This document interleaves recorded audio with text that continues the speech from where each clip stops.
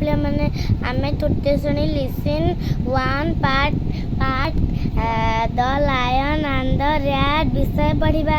Good morning student, how are you? Do you like story? ମାନେ ତୁମକୁ ଗପ ଭଲ ଲାଗେ। Will you listen to a story? ଗୋଟିଏ ଗପ ଶୁଣିବା କି? ଲୁକ୍ ଅନ୍ ଦ ପିକ୍ଚର, ଛବି ଦେଖ। What is the story about? ମାନେ ଗପଟି କାହା ବିଷୟରେ? ହାଉ କ୍ୟାନ୍ ସେ? ମାନେ ଗପଟି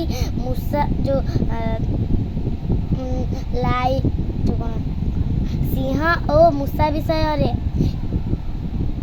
Teacher tells the story.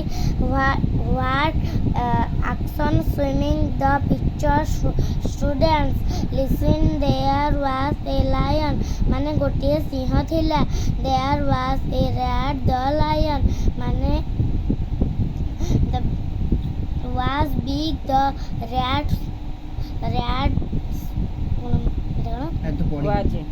was small. One day ମାନେ ଦିନେ the big lion was sleeping under a tree.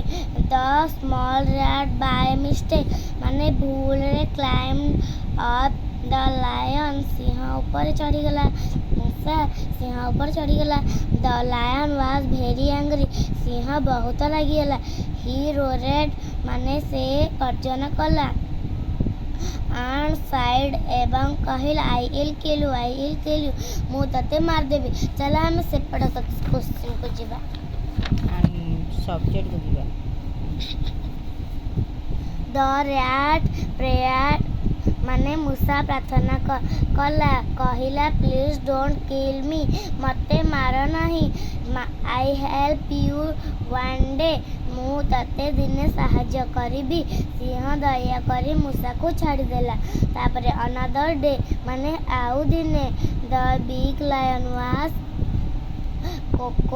caught in net ମାନେ ସିଂହ ଜାଲରେ ପଡ଼ିଗଲା। He could not come out ମାନେ ଜାଲରୁ ବାହାରି ପାରିଲା ନାହିଁ ସିଂହ। He roared ସେ ଖାଲି ଗର୍ଜନ କଲା। The small rat had the road and come to the lion. The rat caught the net. How can say? କିଏ କହିପାରିବ? ହଁ ନା ମୂଷା ତା ମୁନିଆ ଦାନ୍ତରେ ଜାଲକୁ କାଟିଦେଲା।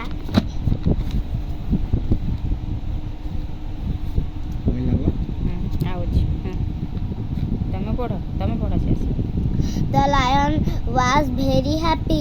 He escaped the lion was very happy. ମାନେ ସିଂହ ବହୁତ ଖୁସି ହେଲା। ସିଏ ମୂଷାକୁ ପଚାରିଲା He escaped the rat. How will you go? ତୁ କୁଆଡ଼େ ଯିବୁ? ମୂଷା କହିଲା। The rat said I'll go home ମାନେ ମୁଁ ମୋ ଘରକୁ ଯିବି। The lion said come sit on my back ମାନେ ତମେ ମୋ ପିଠିରେ ବସ।